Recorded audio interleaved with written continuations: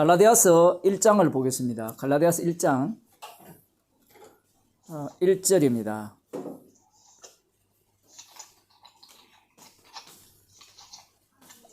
신약 성경 3장 2절입니다. 302쪽입니다. 갈라디아서 1장 1절. 사람들에게서 난 것도 아니요 사람으로 말미암은 것도 아니요 오직 예수 그리스도와 및 죽은 자들 가운데서 그리스도를 살리신 하나님 아버지로 말미암아 사도된 바울은, 이렇게 표현하고 있죠. 하나님 아버지로 말미암아 사도가 되었다라는 이 표현은 사도행전 9장입니까? 예수님께서 친히 사도 바울을 찾아오셨죠. 친히 찾아오셨다는 것은 곧 성령을 주셨다는 겁니다. 성령은 내가 원한다고 해서 주시는 게 아니죠.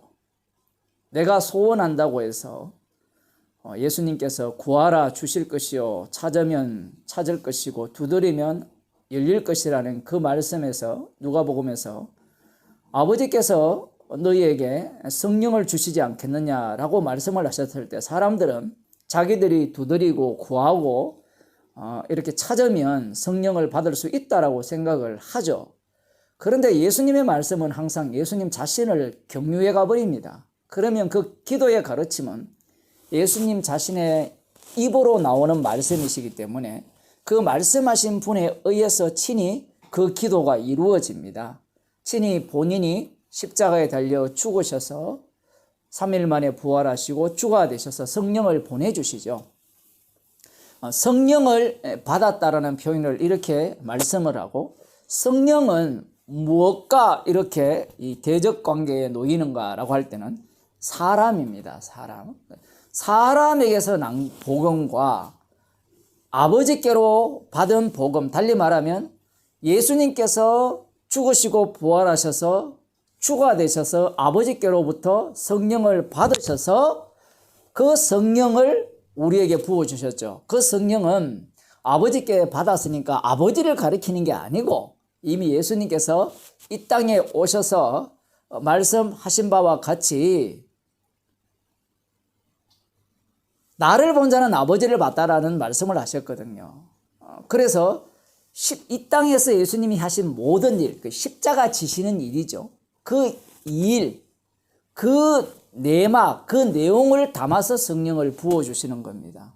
그래서 성령을 받은 자만이 지금 사도 바울이 쓴 편지를 이해할 수 있다라는 것을 전제로 하고 있고요. 사도 바울은 지금 자신이 지금 전하는 이 복음이 사람으로 말미암은 것이 아니라 하나님 아버지께로 말미암은 것이라, 달리 말하면 주님이 친히 나를 만나셔서 이 말씀을 주셨다라는 겁니다.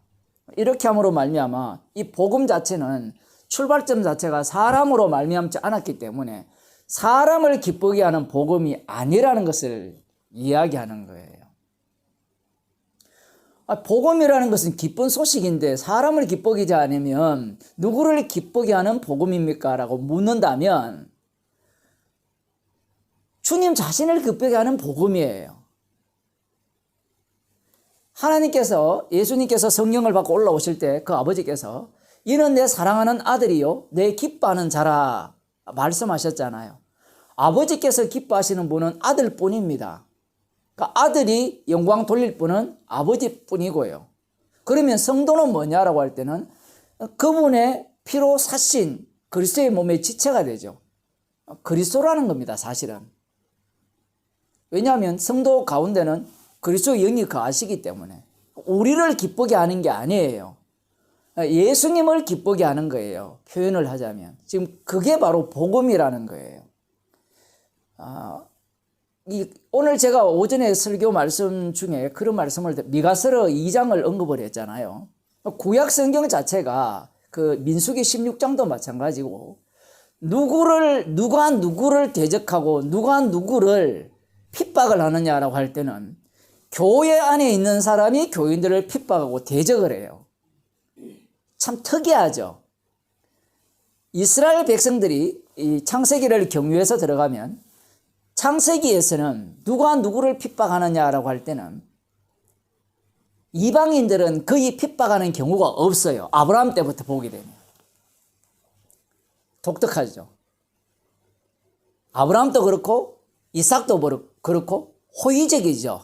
그랄 왕 또 마찬가지고 어쨌든 애굽에 내려갔을 때도 어쨌든 그러한 어떤 모습을 보이는데 이 야곱 때나 그 야곱과 에서의 관계에서 지나서 야곱의 자녀들을 보게 되면 이 요셉을 누가 핍박하느냐 했을 때는 야곱의 아들들이 핍박을 해요. 그 야곱이라는 이름이 이스라엘로 바뀌었잖아요. 이스라엘의 아들들이 누구를 핍박하느냐 할 때는 요셉을 핍박해요. 독특해요, 이게. 그러면서 이들이 이제 애굽에 들어가잖아요. 애굽에 들어가면 창세기 15장에 여호와 하나님께서 말씀하신 대로 누구로부터 핍박을 받는가 하면 애굽으로부터 핍박을 받아요. 이방의 객이 되어서. 그럴 때는 핍박받는 그 무리들이 이스라엘 자손들입니다. 그러니까 야곱의 후손들이죠. 히브리 민족들. 그들이 핍박을 받아요.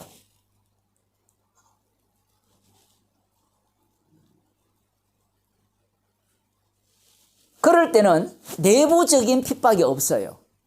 그런데 모세를 보내죠. 모세와 아론을 투입하면 신집사님 그 가방 좀 딸랑딸랑한 거 좀 김신구 예, 집사님 감사합니다. 모세와 아론을 보내면 누가 누구를 핍박하고 거절하느냐 할 때는 이 이스라엘 자손들이 모세와 아론을 거절을 해요. 그들을 핍박을 해요. 그러면서 이제 그들이 출애굽을 하려는 그 과정 속에서는 바로가 이스라엘 백성들을 핍박을 하죠. 광야로 나오는 순간부터 또다시 누가 누구를 핍박하는가 하면 이스라엘 자손들이 모세와 아론을 원망하고 공격하고 여호와 하나님을 대적하기 시작합니다. 그게 광야 생활이거든요. 아까 민수기 16장도 마찬가지입니다. 그 민수기 16장에서 고라 자손들이 유월절 어린 양의 피로 구원받은 자들이에요. 하나님께서 하나님의 장자라 했죠. 그 장자 속에 들어있는 자들이 누구를 핍박하느냐라고 할 때는 바로 하나님께서 세우신 이 중보자죠. 모세를 핍박하고 아론도 중보자입니다. 대제사장이니까 희생제물이니까 그들을 핍박하는 거예요. 이것이 나중에 이제 광야 생활을 할 때 뭐 아말렉이나 뭐 모압이나 이런 쪽이 또 이스라엘 전체를 핍박하고요. 이 과정들이 반복이 됩니다. 그리고 약속의 땅에 들어갔을 때는 누가 누구를 핍박하느냐라고 할 때는 우리가 생각할 때는 이방인들이 핍박할 거라 생각하죠. 달리 말하면 복음을 모르는 자들이 핍박할 거라 생각하잖아요. 아니 목사님 그들이 복음을 알았습니까? 히브리서에 나오잖아요. 복음을 알았다고. 그들은 먼저 복음 전도함을 받았죠. 우리 목요일 공부할 때 말씀드렸잖아요. 히브리서 4장에서. 먼저 복음 전도함을 받았는데 그들이 믿음으로 화합치 않았죠. 그 복음을 받았는데 누가 누구를 핍박하느냐 했을 때는 그 속에 있는 자들이 그 속에 있는 하나님의 백성들을 미워하고 핍박하는 겁니다.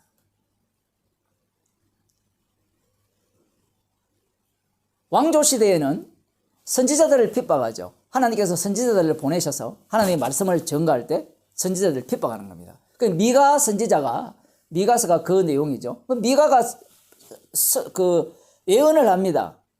우리는 예언이라 하면 내가 앞날 좋은 일 자꾸 이것만 떠오르잖아. 그러니까 사기꾼들이에요. 점장이들이고 성령을 받게 되면 예언을 할 것이라 하는데 그 예언의 내용이 불심판이에요. 십자가가 예언인데 뭘 그런 예언을 할 때 그런 소리 하지 말라는 거예요. 그거는 우리를 욕하는 거라는 겁니다. 그러니까 예언이 욕설로 들리죠.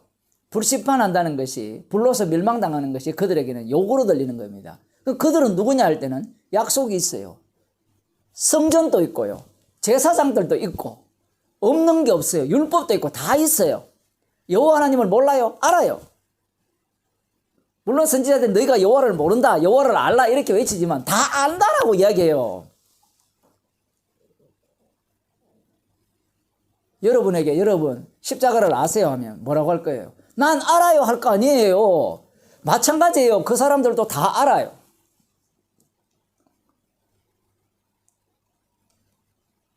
구약은 어차피 멸망당하기 위해서 선택을 받았기 때문에 그들의 모습은 결국은 이스라엘 전체의 모습으로 드러나서 최종적으로는 예수님이 오셨을 때 유대인들이 유대인들이 예수님을 십자가에 못 박도록 내어주죠. 그게 사도행전 다음 주 할 내용이지만 그 내용이 담겨 있는 겁니다. 유대인들이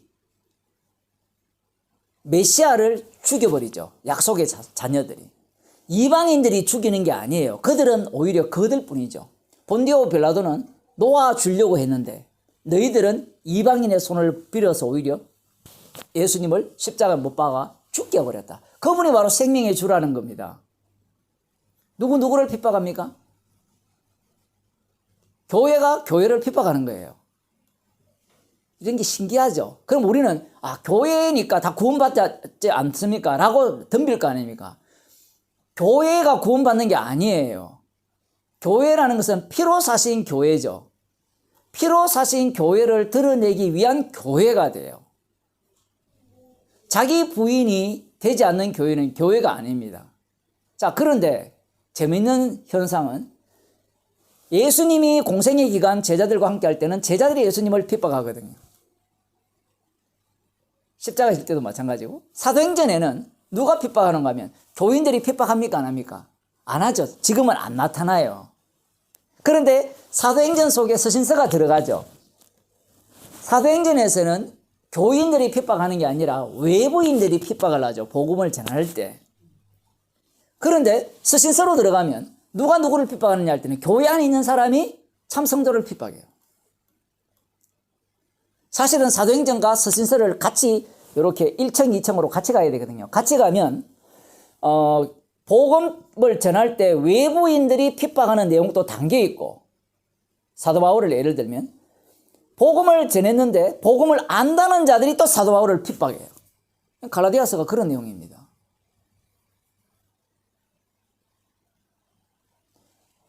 외부적으로만 핍박을 한다면 우리는 기꺼이 받을 준비가 되어 있어요. 맞죠? 그렇지 않습니까? 분명히 그것은 경계선이 쳐져 있잖아요. 그런데 교회 안에서는 핍박을 받는다, 핍박을 가한다, 이 경계선이 모호해져 버려요. 물론 갈라디아 교회에서는 다른 복음이 나왔죠.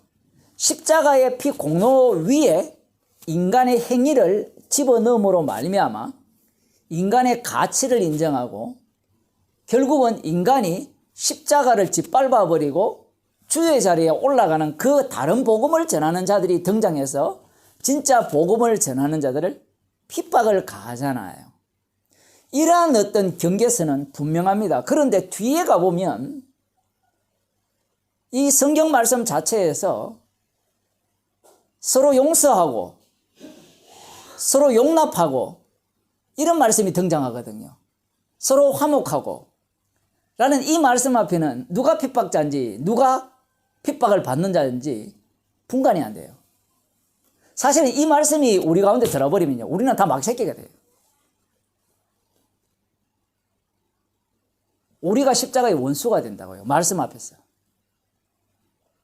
서로 용납하라고 하면 우리는 머리가 좋기 때문에 왜 용납해야 됩니까? 따져거든요. 맞죠? 왜 따져요? 선악과를 먹었기 때문에 선과 악을 분별을 해야 돼요. 선이 뭐냐? 네가 아는 복음이 진짜냐? 내가 아는 복음이 진짜냐? 이렇게 들어가는 겁니다. 그래서 그런 본문들은 아예 읽지를 않아요. 왜냐하면 그 본문이, 그런 본문들이 가장 우리에게 밀접하게 와 있거든요. 사실 다른 복음 같은 경우에는 쉬워요. 분명하잖아요, 경계선이.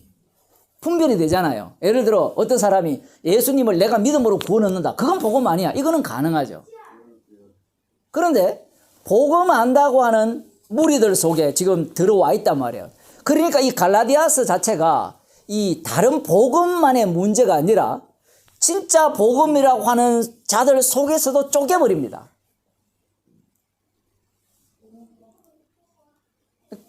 왜 쪼개야 되느냐라고 물으신다면 교회는 피를 증가하는 곳이지. 너희들 피복음 아니까 모여서 서로 재밌게 잘 먹고 잘 살아라. 이걸 지금 하는 이야기가 아니에요. 그래서 교회를 산산조각 내버립니다. 그래서 7교회가 없어요. 고린도 교회도 없고요. 사람들은 그러한 어떤 아시아 7교회나 이런 성경을 읽으면서 항상 가르치는 게 목사들이 이렇게 해서는 안 된다는 걸 가르치죠. 그게 문제라는 겁니다. 이렇게 해서 안 된다라고 가르치는 목적이 뭐냐 할 때는 살아야 된다는 거예요. 지금 성경은 죽으라는 거예요. 사라지라는 거예요. 그렇게 안 된다고 하니까, 살아야 된다고 하니까 내가 있어야 된다는 거예요. 나는 없어져야 되는데. 성령의 능력은 자기 부인의 능력이라 했죠. AI는 자기 부인을 못하잖아요.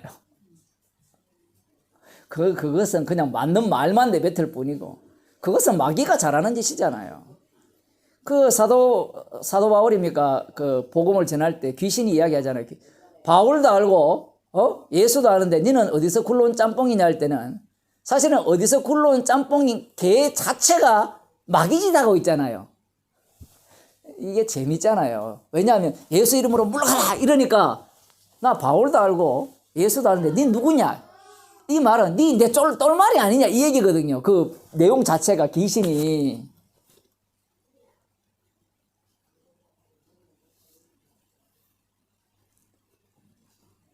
사람에게서 낫지 않았다는 말은 사람 자체를 인정하지 않겠다는 거예요. 그게 십자가입니다. 그래서 십자가 안에서는 모두가 다 죽은 자가 되죠. 예수님과 함께 십자가에 못 박혀 죽었기 때문에. 그래서 지금 이 주님께서는 이 사도들, 그러니까 베드로와 요한도 마찬가지죠. 지금 여기는 사도 바울이 등장하지만 베드로와 요한이 그들이 권력을 갖고 힘을 갖고 너희들 예수의 이름으로 말하지도 말고 가르치지도 말라 할 때 그 말하는 내용과 가르치는 내용이 이 말씀이잖아요. 그 말하는 내용과 가르치는 모든 내용들은 이 세상을 부정해버리죠. 요한복음 15장에 보면 예수님께서 그런 말씀을 하셨죠. 내가 이 세상에 와서 죄 있다라고 하지 않았다면 죄가 없으려니와 이미 예수님께서 오셔서 말씀을 해버렸기 때문에 이 세상은 모두가 다 죄악된 세상이고 뭘 해도 어둠이 되는 거예요. 그것이 듣기 싫은 겁니다. 예수의 이름으로 말하지 말고 가르치지 말라는 말은 나의 권력의 누수가 된다는 것도 포함되지만 예수의 이름으로 가르치는 내용을 들여다보면 어찌할 거가 나와야 되잖아요. 나 마귀 새끼입니다. 죽음 마땅합니다. 지옥 가도 마땅합니다. 이게 나오니까 그게 듣기 싫은 거예요. 그래서 갈라디아 이 이단들도 마찬가지입니다. 다른 복음을 전하는 이유는 맨날 어찌합니까? 죽어야 마땅합니다. 지옥 가도 마땅합니다. 재미없거든요. 사람은 그거는 재미없어요. 사실 이 십자가의 사랑의 깊이는 무저갱입니다. 무저갱 많이 들어봤죠? 지옥. 깊이가 끝이 없어요. 끝이 없이 내려가는 그 죄의 깊이 속에서 은혜를 알아가는 게 성도의 기쁨인데 그 십자가 사랑이잖아요. 그 에베소서에서 그렇게 말씀하시고 그걸 알아가기를, 그리스도의 사랑과 깊이와 넓이와 높이를 알아가기를 사도 바울이 간구하고, 그게 주님의 기도거든요. 그게 성도가 평생 사는 인생의 목적입니다. 그 피공로를, 은혜를 더 깊이 알아가는 게 목적인데 그걸 이야기하면 맨날 똑같은 이야기예요. 왜 맨날 똑같은 거 하면 자기가 죄인이라고 해버리기 때문에 그래요. 성령께서 죄인 만들어 가시면 이 죄인됨이 새로움으로 다가오는데 나 죄인 맞아. 뭘 해도 죄야. 뭘 해도 죄. 뭘 해도 죄예요. 그러니까 죄에 대한 새로움이 없어요. 죄에 대한 새로움이 없으니까 은혜에 대한 새로움이 없고 그러니까 감사가 없는 겁니다. 그러니까 그 감사를 내가 할 만한 조건을 만들어내는 방식이 사람으로 말미암은 복음을 전하는 겁니다. 그래서 이 갈라디아에서는 뭐 율법을 지켜야 되고 뭐 예를 들어 뭐 할례를 행해야 되고 뭐 골로새서도 그런 내용이 나오지만 절기를 지켜야 되고 이런 걸 안식교가 안산홍 하나님 교회가 잘하잖아요. 그런 걸 하면 하나님이 기뻐하신다고 가르쳐 주는 겁니다. 그러면 사람들이 그게 신나는 거예요. 그러면 우리들은 이 말씀과 이 말씀을 듣는 우리들은 상관없습니까? 이래 나올 거 아니에요. 왜냐면 우리는 다른 복음 아니잖아요. 이 다른 복음의 특징이 방금도 말씀드린 것 같이 이 신이 되고자 하는 인간의 욕망을 이렇게 계속해서 자극시켜주고 옆에서 계속 부추겨주는 게 다른 복음이에요. 다른 복음의 모습이 이렇게 드러난 겁니다. 양상이 이렇게 드러난 거예요. 다른 복음의 모습이. 결국은 이들의 특징이 뭔가 하면 나의 행위가 하나님께 가치가 있고 영광이 된다라고 생각하는 거예요. 그럼 우리들은 어떠냐 할 때는 죄인임을 아는 나는 하나님께 가치가 있어요. 복음을 듣는 나는 하나님께 가치가 있나요? 그러니까 여러분 교회 안 오는 게 여러분한테 이익이에요. 교회 오면 이런 쓸데없는 소리가 아니라 기분 나쁜 소리를 엄청 듣게 돼 있거든요. 교회 안 오는 게 좋아요. 그래서 성경 안 보는 게 속 편하고요. 맞잖아요. 성경 읽으면 그래서 이스라엘 백성들이 율법대로 살아라 아무리 하게도 율법을 알지만 다 닫아버리죠.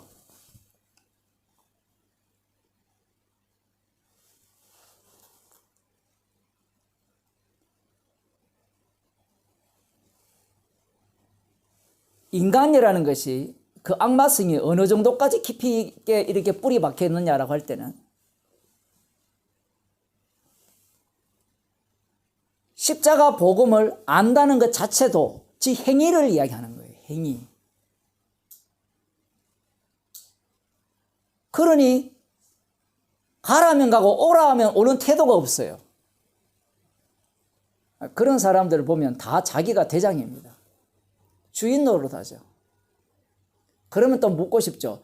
어떻게 하는 게 목사님 가라면 가고 오라면 오라 입니까? 라고 물으신다면 기름 부음이 이미 여러분 가운데 거하시기 때문에 그런 것들은 저한테 묻는 게 아니에요. 자꾸 물은다는 말은 목사의 종이 되겠다는 거예요. 기존 교회가 그런 거거든요. 어차피 믿음 없는 인간들만 모여있고 자기도 믿음이 없으니까 육이잖아요. 그 육의 원리는 내가 지시하고 제가 따르는 거예요. 교인들이 영이 없으니까 인도함을 못 받잖아요. 인도함을 못 받으니까 누구를 따르겠어요? 목사 말을 따르겠죠. 그러면 목사 말을 따르는데 그러면 이 말씀을 들어보니까 가라면 가고 오라면 오라는데 어떻게 하는 게 주님의 명령입니까? 라고 하면 자기는 아무리 봐도 모르겠어요. 왜냐하면 성경이라는 게 너무 내용이 복잡하고 그 목사 말을 듣기 시작하는 겁니다. 결국은 그 듣는 이유도 목적도 마찬가지입니다. 자기를 기쁘게 하기 위한 순종이죠. 그러니까 주님을 기쁘게 하기 위한 순종이 아니에요.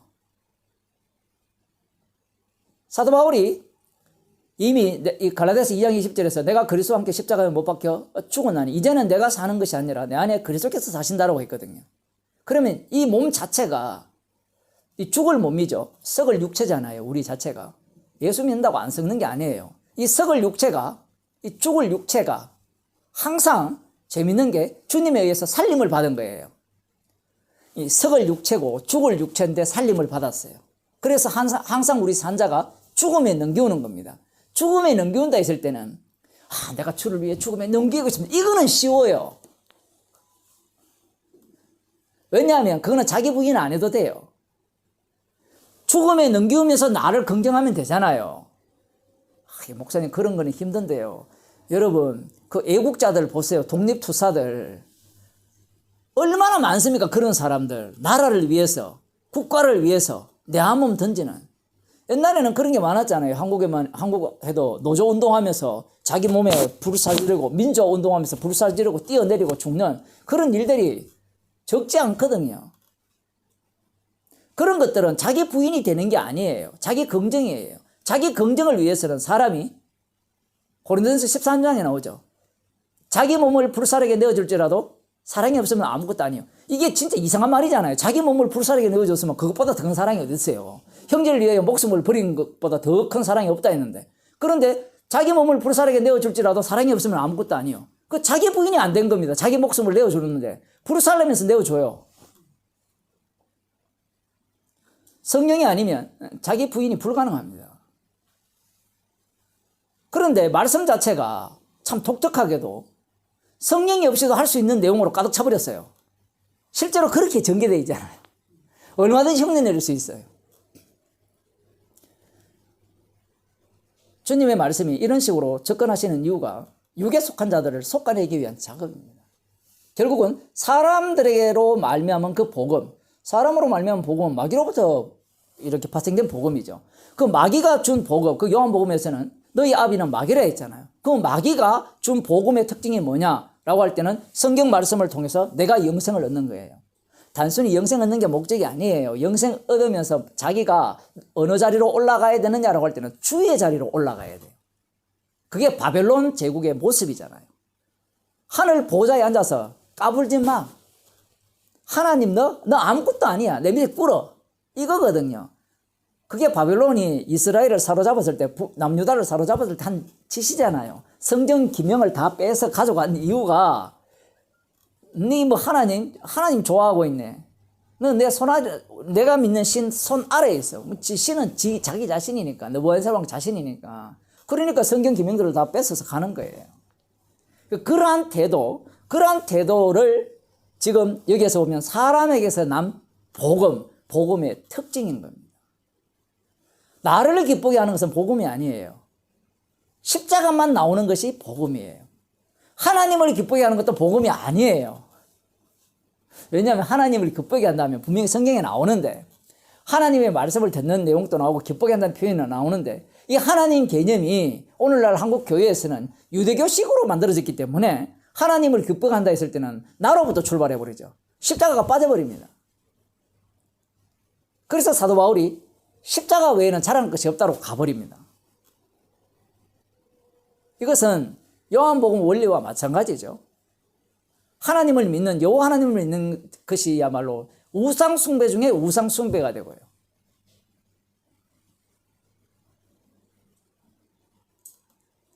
그러한 것들이 바로 이 사람으로부터 말미암은 이 복음의 특징입니다. 그러나 하나님께로 말미암았다, 달리 말하면 성령으로 말미암았다라고 하게 되면 이 사도 바울이 이런 표현을 하죠. 내가 전한 복음 외에 다른 복음을 전하면 하늘에 온 천사라 할지라도 저주를 받을지어다. 이 논리가 어떤 논리인가 하면 자기조차도 십자가 복음에 사로잡히는 겁니다. 자기가 복음을 전했는데 내가 전했으니까 이 복음이 내 손안에서 놀아야 돼가 아니라, 이건 내가 전한 복음은 성령이 전한 복음이니까 그 복음에 의해서 내가 거꾸로 어떻게 사로잡혀야 되죠. 그래서 그 복음이 나를 판단하는 겁니다. 그래서 만일에 내가 십자가 복음을 전해놓고 나중에 시간이 지나서 이 갈라디아에 나오는 이런 교인들처럼 십자가 피공로를 삭제하는 그런 복음을 전한다면 내가 저주를 받는다라는 게, 그게 진짜 복음이죠. 복음을 전한 자기가 부인되고 있잖아요, 지금. 복음을 전한 내가 긍정되는 게 아니라 복음을 전한 자기가 지금 부정되고 있는 내용을 하나님께로부터 온 복음을 받은 자의 모습이에요. 그게 바로 성령의 인도하심을 받은 자의 모습입니다. 다시 이제 처음에 얘기로 조금 돌아가 보면, 우리는 핍박을 받는 것과 핍박하는 자 이 사이에서 어떤 생각을 하게 되느냐라고 할 때는, 제가 앞서서 말씀드린 것 같이 외부에서 있고 내부에 있다 했잖아요. 그러면 우리는 항상 주님의 원수예요. 왜냐하면 십자가가 눈앞에 밝게 보인다는 것은 우리는 뭘 해도 십자가의 원수예요. 그 십자가의 원수라고 하니까 사람들은 십자가의 원수니까 자기가 옳다라고 이야기하죠. 우리 십자가의 원수입니다. 그게 진리입니까? 십자가의 원수를 자랑하라는 게 아니라 십자가를 자랑하라는 거잖아요. 영이 오게 되면. 그러면 우리가 무엇을 하더라도 십자가 앞에 죄인이 되는 거잖아요. 왜 성경에서 이 외부에서 핍박을 받다가 내부에서 핍박받고 내부에서 싸움이 있고 내부에서 대적자가 발생하느냐라고 할 때는, 주님은 교회를 만들기 위함이 아니기 때문에 그래요. 목적 자체가. 이스라엘이 착각하는 게 그거거든요. 이스라엘을 만들기 위해서 언약을 주셨다고 생각하는 거예요. 그래서 메시아가 오면 이스라엘다운 이스라엘이 된다고 생각한 거예요. 그게 하나님 나라라고 생각한 거예요. 우리도 마찬가지죠. 예수 믿게 되면 천국에 들어간다 했을 때 그 천국이 나를 위한 천국이라 생각하고 우리를 위한 천국이라 생각하잖아요. 우리 가족을 위한 천국.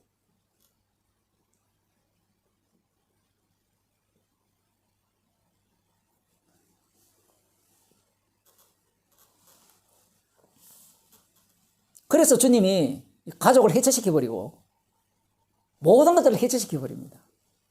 복음 앞에. 그 복음에 의해서 산상조각이 나지 않으면 그것은 성령받았다고 볼 수 없습니다. 근데 그 산산조각남이 날마다 깨어져야 돼요. 앞서도 말씀드린 바와 같이 이 죄의 무지경이죠. 그 속으로 날마다 새롭게 이렇게 죄가 드러나는 자는 이 은혜의 새로움 속으로 날마다 다가가게 되고, 그것을 주님께서 그것을 통하여서 십자가를 전가하기 위해서 우리를 이렇게 교회 가운데로 불러내신 겁니다.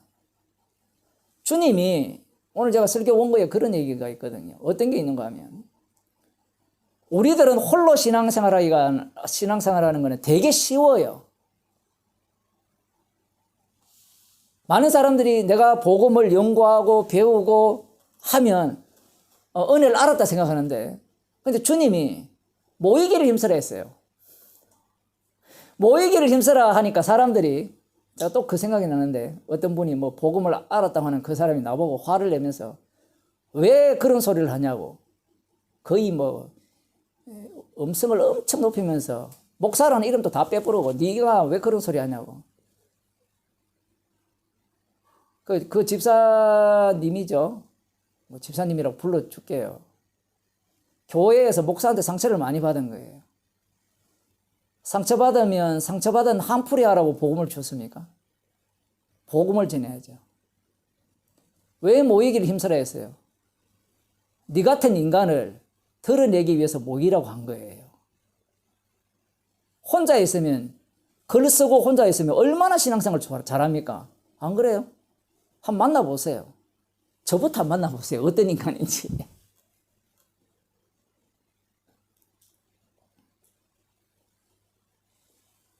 혼자 그렇게 신앙생활을 하겠다라는 것은 다른 복음입니다. 왜 그러냐? 지가 주가 되고 싶거든요. 그런 사람들하고 대화하기가 제일 어렵죠. 혼자 하기 때문에. 자기가 다 맞아. 우리 지금 맞는 이야기 합니까? 복음 이야기 합니까? 사도 바울이 그럴 것 같으면 자기 고향 다소로 가가지고 아예 밖으로 안 나와버리죠. 나 구원받았어요. 나 은혜 다 알아.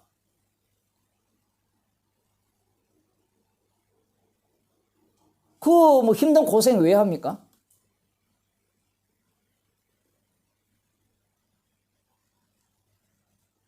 실제를 보면 다른 복음은 없나니 다만 어떤 사람들이 너희를 요란케 하여 그리스도의 복음을 변하려 함이라. 이 복음을 바꿔치기 하는 거예요. 복음이라는 것은 십자가 복음인데 십자가 사건 속에 합류되는 게 진짜 복음이거든요. 그런데 십자가 사건 속에 합류되는 것에서 이게 빼버립니다. 달리 말하면 십자가에서 주님이 홀로 다 이루었다라는 것을 삭제해버려요. 은혜의 성을 완전히 제거해버리는 겁니다. 그 자리에 뭘 집어넣어버려요? 복음 안다는 나를 집어넣던가. 안 그러면 안다는 것도 지 행위니까. 뿐만 아니라 어떤 행위를 통해서 하나님을 기쁘시게 할 수 있다라든가. 나는 괜찮아.